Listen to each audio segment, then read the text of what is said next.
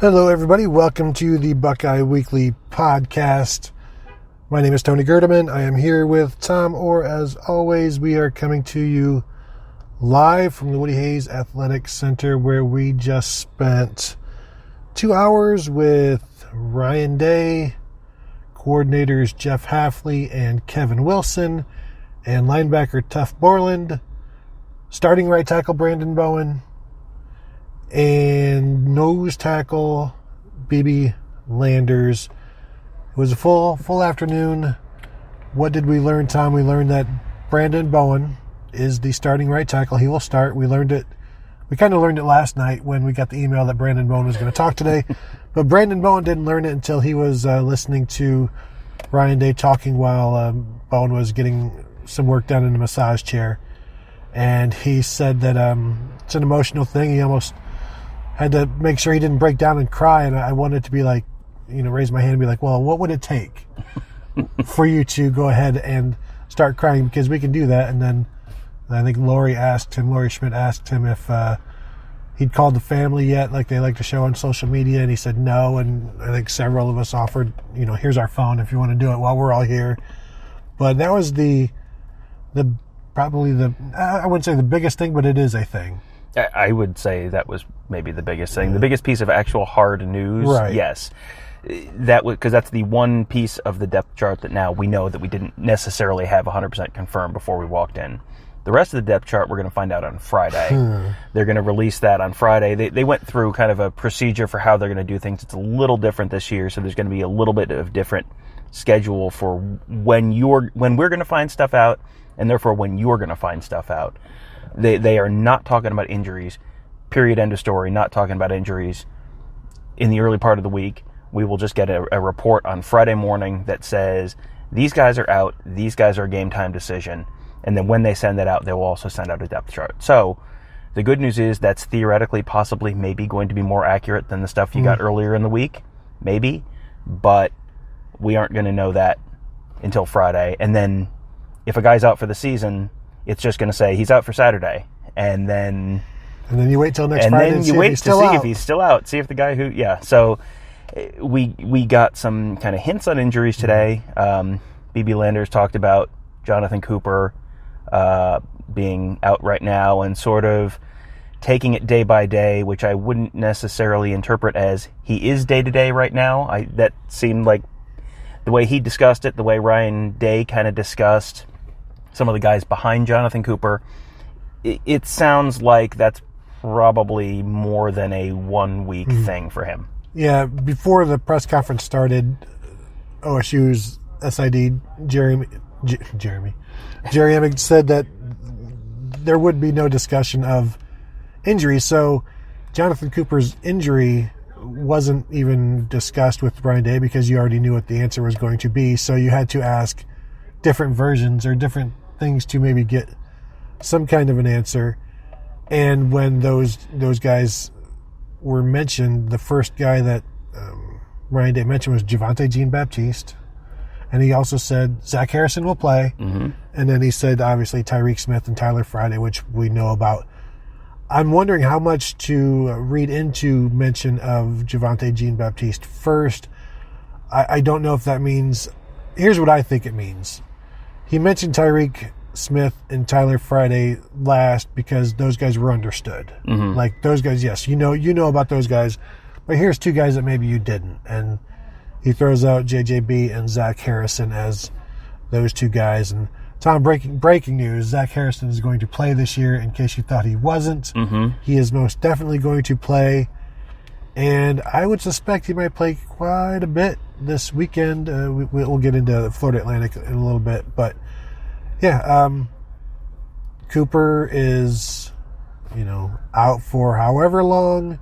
Even the way Robert Landers was asked, it was like he was asked the question with everybody already knowing, like, Cooper is out. So now what do you do to, what do you guys have to do to step up with Cooper not being in there? And rather than asking him, hey, is Jonathan Cooper hurt? What is it?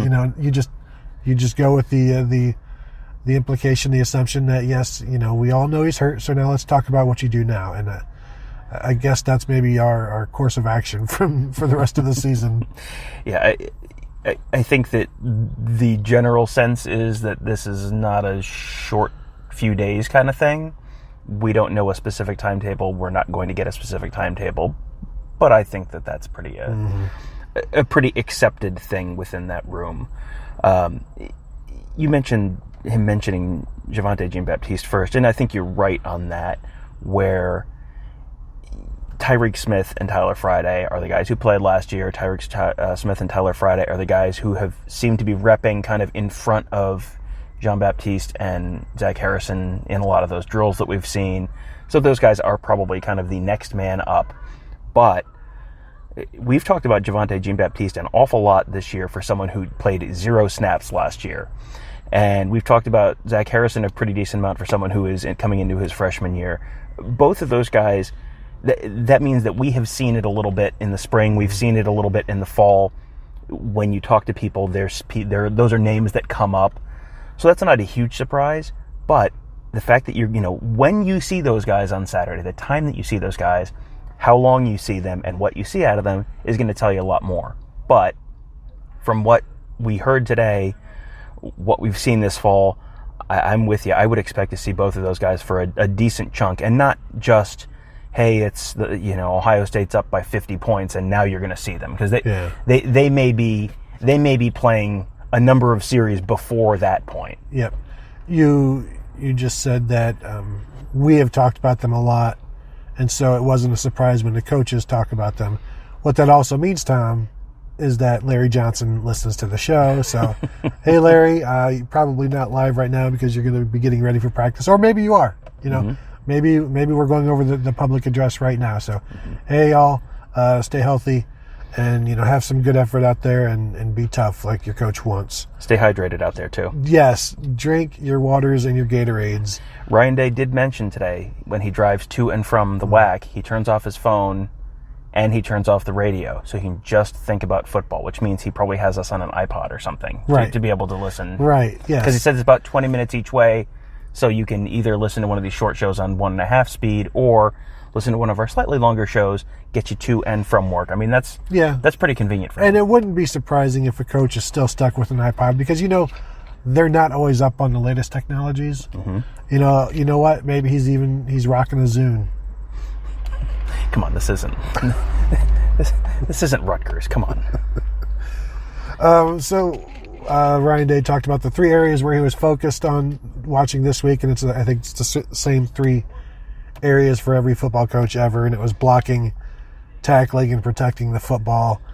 And it seems very simple, but if you do those 3 things, you hardly ever lose. Especially with Ohio State's talent. Exactly. And it was a little telling that when I think it was Robert Landers was asked about what the focus has been in fall camp, he mentioned blocking, tackling, and taking care of the football. And I think Tuff said it too. Yeah, I mean, it's that is something that has very clearly been drilled into their heads. But those are things they didn't necessarily do well during decent to large chunks of the 2018 season. Well, yeah, I mean, just look at it. We've obviously talked about the defense quite a bit from last year. Tackling was not great. They focused on that this in the spring and in the summer and preseason, where they were working on tackling drills when they weren't even in pads or hitting.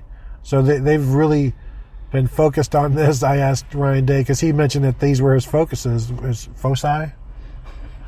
And I asked him, well, you're focused on that, but what are your biggest concerns on offense and defense? And he said, tackling and protecting the football.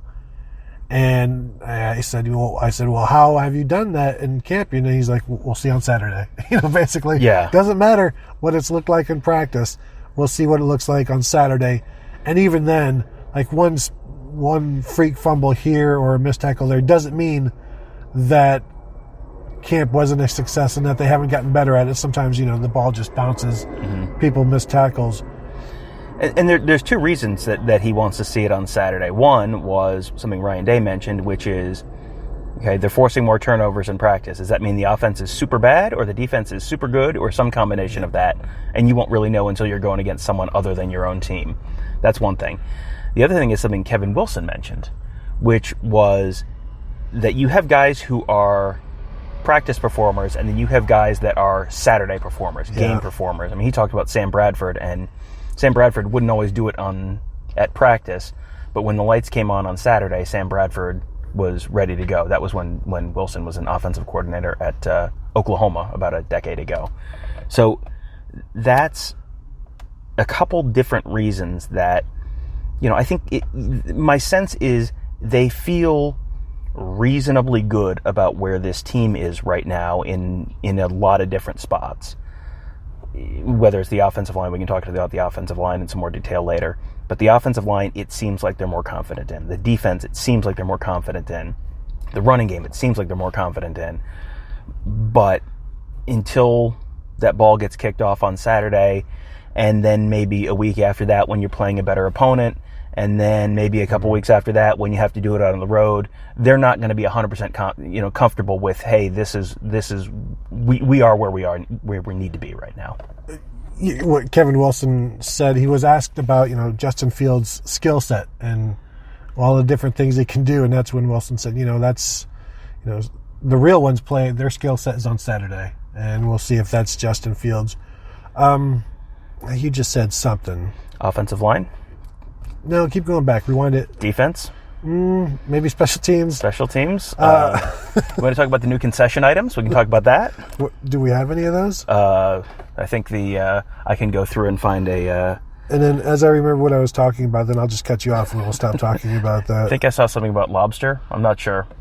In the press box? Not in the concession stand, Gerd. They don't give us... Come on. It's a noon kickoff. You want me to spoil the pregame food for you? It's going to be breakfast. It's going to be scrambled eggs, some hash brown, potatoes, some sausage and or bacon. Yeah. Mm-hmm. Probably patty rather than link. Mm-hmm. Yep. So we're looking... Man, I had a really good point. That's the problem with these live shows, as opposed to all of the other times I'm able to keep my thought during a regular show. Tom, what else did we learn today? We'll switch to. First, do you want to do the? I scrolled back through my Twitter account to find the new food and speedy service plan for Ohio State for Ohio Stadium. Lobster rolls and a new twist on chicken and waffles join traditional favorites like hamburgers, hot dogs, and brats. We're very excited about Chicky Waffle and Wicked Lobster, new vendors at Ohio Stadium. So. Nothing says college football like the state of Maine. So yeah, no kidding. What about you know how you can go to a fast food joint and get like French toast sticks? Mm-hmm. What if you get like 3 French toast sticks and like 3 chicken tenders all in one thing? Because you can't really, or a waffle stick, whatever. I'm not really into the chicken and waffle thing, but I don't think people care about that. So, okay, do you want to talk about the offensive line now for a little bit? Sure, let's do that. While you're trying to remember the point that may or may not have ever existed inside your head. It existed. So, offensive line, Bowen obviously as the starter at right tackle. That was kind of the news of the day. Mm-hmm. Thayer Munford started at left tackle, the only true returning starter. Right tackle, right guard. We're gonna set the scene for you for a moment. We can't record on the indoor today because we had interviews before practice, so the football team is selfishly using their own facility right now. So we are sitting outside instead, and it sounded like a flock of geese just basically landed right next to the roof of my car where we're recording right now. So even when we try to record somewhere quiet, we can't do it. It is our superpower. It is our curse. So you've got Thayer Munford at left tackle, only returning starter. Brandon Bowen at right tackle. He was, if you remember, a starter at right guard in 2017 before he suffered that broken leg against Maryland. Missed all of the end of the 2017 season, missed the entire 2018 season after suffering a setback. He's finally back now, won that right tackle job over Nick Petit-Frere. Wyatt Davis at right guard, not a surprise. He started there after Demetrius Knox suffered a broken foot at the very end of that Michigan game last year. He started the Big Ten Championship game, the Rose Bowl. He's back there, not a big surprise there. Josh Myers was, from all indications, basically ready to take over that center job at any time from about November on in 2018. He was more or less the de facto starter coming into spring camp, out of spring camp, into fall camp, so he's the starter there. And left guard is Jonah Jackson, the transfer from Rutgers. He was an honorable mention All Big Ten player at Rutgers last year. Just because he played at Rutgers does not actually mean he's bad. He actually was pretty impressive if you watch him on film. Watch the Ohio State game. Watch what he does. I mean, he has his way with B.B. Landers, with Draymond Jones. He does really well against the Buckeyes in that game. Yeah, and that's how you know he doesn't belong at Rutgers, and that's why he's not at Rutgers anymore. So that's your 5 up front. But and I don't think any of those are big surprises. Those were kind of the 5 that we saw repping with the ones all fall, and that's basically what we're expecting more or less. Where I think they sounded a lot more encouraged than I maybe thought was in terms of depth there. We know Josh Allaby, backup left tackle behind Thayer Munford. He started the Rose Bowl last year. You kind of know what you have with him. He's a senior, 5th-year senior. You know what you got there. He did a nice job in the Rose Bowl. If Munford goes down with a back injury again or anything like that, he'll play on Saturday. He will play. He's going to play on Saturday. You're going to see him. Nick Petit-Frere was right in that mix for that starting job. It sounds like they're not willing to just completely crown Brandon Bowen the starting right tackle for the full year at this point. That may be a little bit of back and forth, but you're going to see Nick Petit-Frere at right tackle as well. Harry, the two names that you weren't necessarily 100% sure you were going to hear, Harry Miller, true freshman who just enrolled this summer, sounds like he's going to play on Saturday. As he's been repping as the number 2 center, he may be... If they may put him in if Josh Myers just needs a break, throw him in there, get him a little game experience.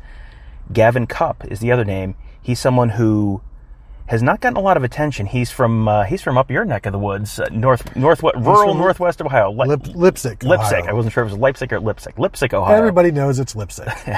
It's the New York of northwest Ohio. He is someone who was committed to Michigan State, which is a program that Ohio State looks at as one that evaluates and develops offensive linemen well. He was committed to Michigan State, risked his Michigan State offer to come camp at Ohio State, earned an Ohio State offer, flipped to Ohio State. He's not played a ton. He was repping with the ones during the spring, and he's someone who Brandon Bowen singled out as someone who people have not talked about a lot, who has had a really good fall camp. And it sure sounds like they are pretty comfortable with rolling 8 or so deep on that offensive line this weekend. That is, if you're looking for a kind of a good omen for that things don't have to go perfectly this fall for them to have a good season, that's a pretty big one. Yeah, we've seen other years where they had maybe 4.5 and they needed you're starting Chase Ferris or Darryl Baldwin as that 5th guy that has to come from out of nowhere to be just to solidify the offensive line. And here you've got options. It was interesting. Bowen said they all feed off of Justin Fields? No, Gavin Cupp's, just his attitude. This is a guy who, this is his 4th year, has rarely played, has dealt with injuries, but he's always working hard, and his teammates see that, and they build off of that. I thought it was funny where he was asked, were you surprised at how well Jonah Jackson fit in so quickly? And he said, yeah, I was surprised we liked him as much as we did right away.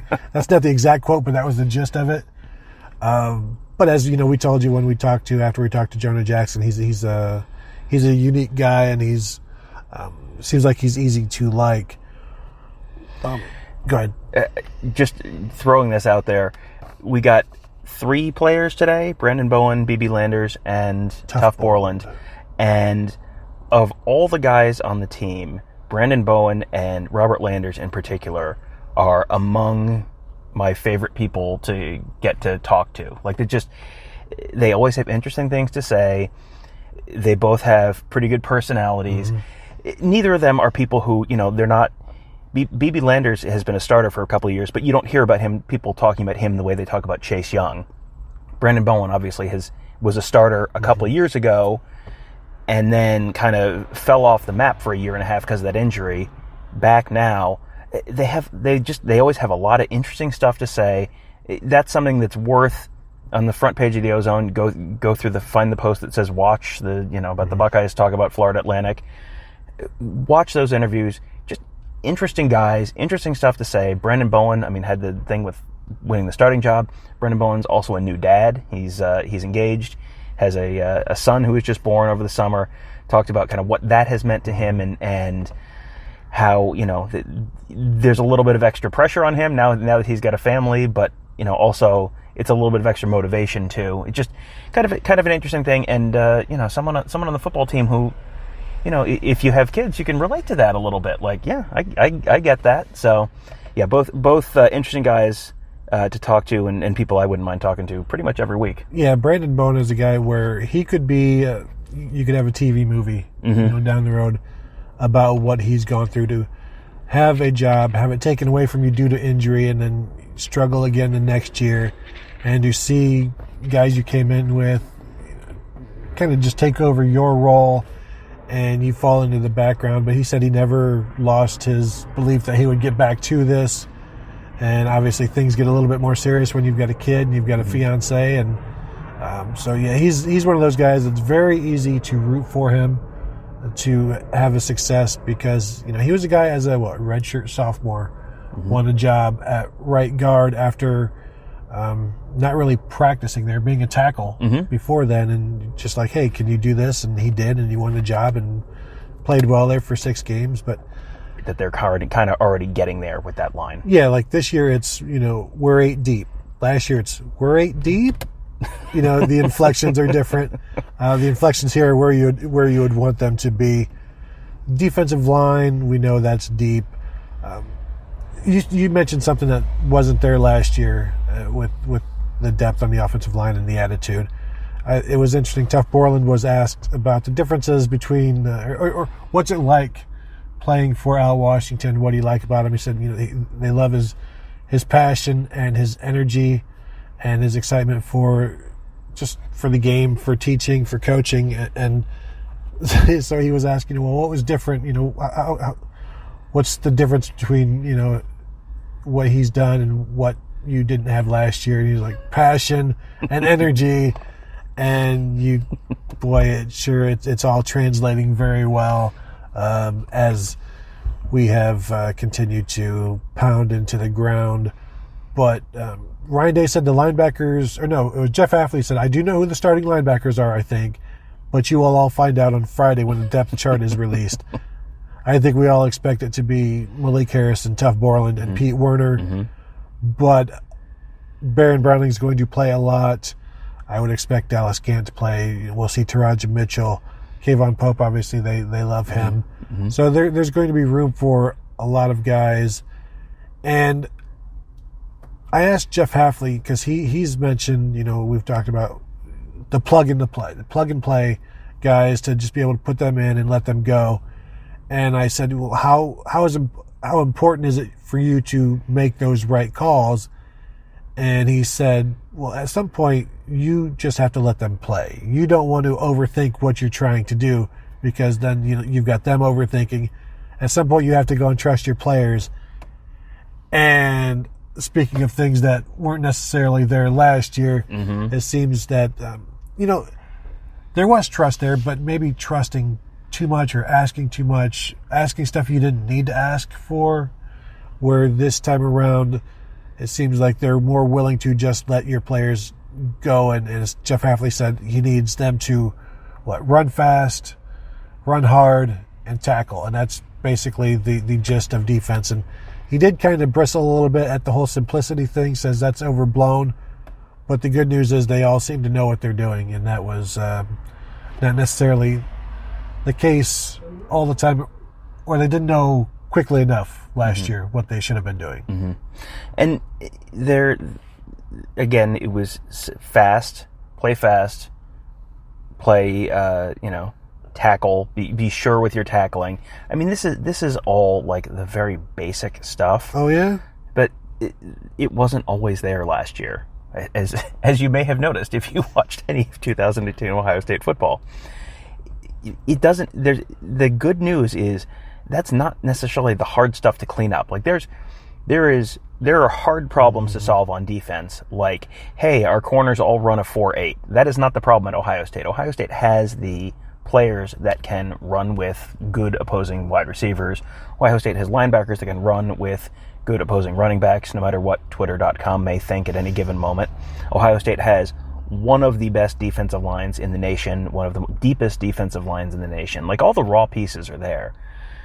And it sure sounded like there's been much more of a focus on tackling in fall camp. Like, not just tackling, but coaches said they tackled more than normal in fall camp. So it wasn't just, we see them rolling those like big foam donut things and okay, you're working on tackling then, but it sounds like there was more live tackling in fall camp and even just working on the fundamentals of tackling during practices when it wasn't padded that probably was not an emphasis last year and might have needed to be. So look for a much surer tackling defense.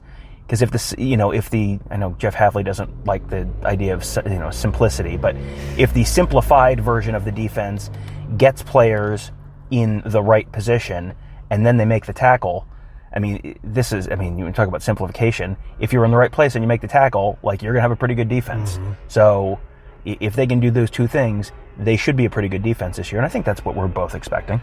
Yeah, and I will say something that Kevin Wilson said, where these first 3-4 games where there aren't great film to go and watch and to scout.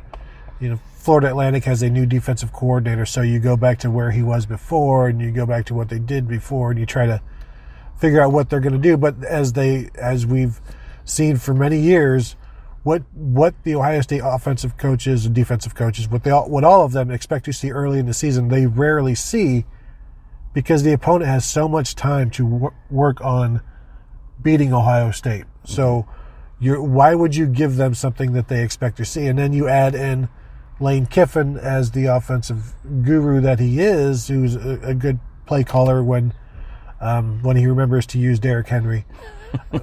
But he's got this mind that works and stresses defenses. So while there are going to be positive changes, I still think you might see some plays that have you rolling your eyes, but it's more of a product of this is a scheme thing where it's just you got beat that play because the opponent has been working on this forever and scouting you forever.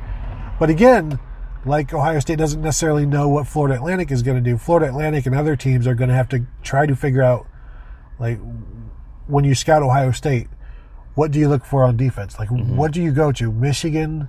And then who else? The 49ers? And then when you're scouting the Ohio State offense, do you go back to the JT Barrett stuff? And, imagine Dwayne Haskins as a runner. So there is some advantages there as well, where it's not just that you have great skill and great coaches, but there's also some mystery. So maybe that will maybe even the odds against Florida Atlantic on Saturday. Well, yeah, it's anyone's ball game. It is really up in the air.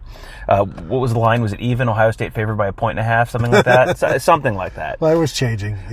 Kevin Wilson kind of paraphrased an old Mike Tyson line and said everybody has a game plan until you get hit in the mouth. You have a they've talked about how you can look at what they did last year and look at, hey, in this certain game situation, they will run the ball, on 3rd and 4 or less with the ball on the left hash. They are going to run the ball off right tackle 80% of the time. Well, okay, you had time to figure that out over the offseason. Guess who else had time to figure that out over the offseason? The other coaching staff. Mm-hmm. So even when it's a returning coaching staff, you can look at tendencies. They have also had time to look at tendencies and have had plenty of time to figure out a good way to break tendencies. So you can, they can take advantage of the fact that that they know that they do this certain thing at this certain time and break that tendency and do something that will take advantage of what they think you are going to do based on that. So there's going to be a lot of a feeling out process, I would say, on Saturday. And, Jeff Hafley said with his guys, like, look, you are going to give up some plays. The other team is going to break off a run at some point. The other team is going to complete some passes at some point. He said, have you ever seen a game where the opposing team didn't do that? And I almost raised my hand and said, did you see the time Michigan beat Rutgers 78-0? But I didn't do that. So you do have to anticipate, like, yeah, this is college football. you know what happens. We know that Jeff Hafley knows what happens because he said that word, what happens today, yes, which was he did. Jeff Hafley said a bad word. I'm telling the teacher. Jeff Hafley, speaking of people that are just an absolute delight to talk to. He's great. Jeff Hafley is always entertaining, always has never there are coaches who you can tell don't enjoy talking to the media. There are coaches you can tell are just constantly going, okay, how can I not say anything? How can I not reveal anything? Jeff Hafley kind of, I mean, he obviously cares, but he also kind of doesn't give a crap. Like he knows, like, okay, look, I can just tell you this. And this goes back to the first time we talked to him, when one of the first questions he got was about cornerbacks turning around and looking for the ball. And it was just like, okay, guys, let me lay this out for you. And that's just kind of how he is. And and that makes him a very entertaining interview. But you can also see, I mean, he has been someone who has had some pretty good success for Ohio State on the recruiting trail this year as well. You can definitely tell why you get him in someone's living room. You get him, him talking to someone's football coach. Like, he's an entertaining guy to talk to. You want to, the Jeff Hafley interview's over and it's like, oh, but we could have talked to him for another half hour. You could talk to him a long time. And I thought it was funny. Like, somebody mentioned him being an NFL guy. And he's like, whoa, I've coached college for 10 years now. I was in the NFL for 7 years, so I'm a college guy. Another thing I thought was interesting, where he said, in the NFL, the preseason it can be terrible tackling. First game is terrible tackling. Second game is a little less terrible. Third game is a little bit less terrible. And by game one, you're tackling okay. And so that's a concern for him, that there is no preseason. And if, you're tackling terribly in week one, which, would explain last year when you've got whatever. What about week 11, Gerd? Preseason is it feels like 11 weeks at times in the NFL. But just that's another thing where he's honest about that, where it's like, this is a concern I have because, I've seen it in the NFL, how long it takes. So, but they have worked on it, and I'm, as Tough Borland said, he can't wait until the game because he's not that he said this, but he said yes when asked, are you looking forward to the game so you don't have to talk about last year anymore? And he's like, yeah. And I kind of feel the same way, but only if they play well, because that's what we've been saying they'll do. If they play poorly, then again, that's not on us. That's on them. Exactly. Just scrolling through a couple notes that I had. Kevin Wilson talked about Justin Fields, and he's not going to have just carte blanche to change the play at the line, but they're going to give him, the option to check a play in certain situations. So, I mean, that's something that will continue to grow the longer he's in the offense. The more comfortable he gets with the offense, the more comfortable they get with him. That will probably grow week to week or month to month, not just year to year. Because, I mean, I think towards the end of JT Barrett's time, they had established JT Barrett knew what he was doing. He knew the offense. He knew, what the defense was going to do in those situations, and he probably had a little more opportunity to do that. But yeah, Justin Fields sounds like he's kind of getting there, but not there yet completely. They also talked about exposing Justin Fields to contact, because it sounds like there may be some concern with the backup quarterbacks. That I think the general perception is there's a pretty steep drop off behind Justin Fields to plan B and plan C behind him. And, Chris Chuganoff has been in the system for a year, which is good. That helps. He obviously does not have Justin Fields' mobility. He does not have Justin Fields' arm strength. He has, in my opinion. And Gunnar Hoke, who is the grad transfer from Kentucky, who I think is broadly expected to be the number 2 quarterback by the end of the year. We haven't gotten the depth chart again, but it sure sounds like Gunnar Hoke is probably number 3 right now, because they just basically said he hasn't had an opportunity to learn the offense yet. He hasn't been here long enough to really pick up the offense. That's what Chris Chuganoff talked about last year. Chris Chuganoff got here even later than Gunnar Hoke did, but he said, Chuganoff walked in the door in August last year, and he basically said, like, yeah, it was just all year. Yeah. It was just kind of like, yeah, okay, kind of fake it till you make it thing. Hoke got here in June, so he's had a little more time, but it sounds like he's not quite there yet. Again, he still has the black stripe on his helmet, so that will probably be a pretty good indication when they feel like, okay, he's kind of got this now, when they take that stripe off. But that hasn't happened yet. So then the question is, how much can you need Justin Fields to throw the ball to win? You probably need Justin Fields' legs to win. So how do you strike that balance between running the ball, exposing him to hits and trying to keep him safe? And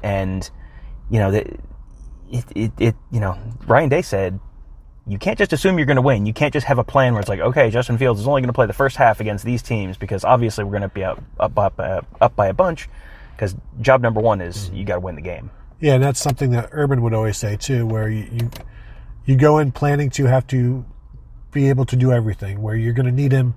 You might need him on 4th and 1, 3 straight drives, and where that it comes down to the fourth quarter, you need him to be able to do anything you ask him to do. What you try to do is, where that doesn't have to be, because we saw with JT against lesser teams, they would throw more, where he wouldn't run as much. It was against the tougher teams where he would run. And I think that's a product of them being confident and him being a weapon in that role, and also not needing to do that against lesser teams. And I wouldn't expect he's going to carry the ball a little bit. You won't need him to in this game. I think it might be like a spring game, a throw heavy type of thing with him, where you just try to get him as much action as possible. Hafley was asked, is Jeff Okudah like the next great in the line of Ohio State cornerbacks? And he said, it makes sense that you would ask that, but there's still things that he needs to get better at and things he needs to work on. And one of the things he said was he needs the mindset that the great players have, that he's worked with in the NFL, Richard Sherman, guys like that, where it's just different for those guys. Everything is about improving and carrying yourself the proper way. And we've never gotten anything from Jeff Okudah to say that he's not doing that, he's just a junior going into his first full year of being a starter after being in the rotation last year. So I think he can progress to that. I like the way that Hafley has always been cautious when talking about Okudah, and he's never said anything about him being a finished product, because this is not the first time he's been asked about Okudah in the NFL, and each time he's like, well, he could get there, but the things I talk to him about are what he needs to be doing right now, because we're not worried about the NFL. It's Florida Atlantic, then it's Cincinnati, and then it's Indiana. And as you go through step by step, then he could be on the wall with the other Ohio State cornerbacks, but he's not going to put him there yet. Well, you got to worry about the Ohio State time before you worry about the NFL. If he handles his business and plays like he's capable of for Ohio State, then that's probably where he ends up. But you kind of paradoxically can't worry about that right now, because if you worry about that, then it's not going to happen, because you're not going to handle the stuff that's going on right now. A couple quick other things that I'm just scrolling through. Ryan Day talked about the LSU defense doing a good job disguising things this fall, and biggest thing he's noticed is they're playing fast, which that again mirrors kind of what we've heard. You got the sense that he said he was excited to see the defense, and you got the sense that he was telling the truth there. Yeah, like excited to see the defense more than curious. Speaking of Christmas morning. Speaking of telling the truth, Ryan Day says Ohio State is the only program he would have left the NFL for. When a reporter followed up with him asking about programs like Alabama or Notre Dame, Day shook his head and said, "Only Columbus." Gerd? You know what? When I was choosing a college and I wanted to apply to, say Ohio State and Cincinnati and Wake Forest, and my guidance counselor laughed at me and said, "No, not Wake Forest." Ohio State was the only school that I would have gone to that had they accepted me, which they did, and then I went to them. I probably would have also gone to Bowling Green, though. That's fun. So we have a couple questions. First one from @Suncard19. Who are you personally rooting for this season, and why? Well, I'll go with Brandon Bowen, and another guy I've mentioned before is Tuff Borland, just because, and throw Pete Werner in there. Those where Brandon Bowen has gone through his own personal things, and Tuff Borland and Pete Werner have had to endure the whole thing from social media and fans. So those three are the guys I'm rooting for this year. Yeah, and I would throw. I mean, we talked about Bowen earlier, and just being just seeming like a genuinely good dude, an interesting person. BB Landers is always a personal favorite of pretty much everyone everywhere.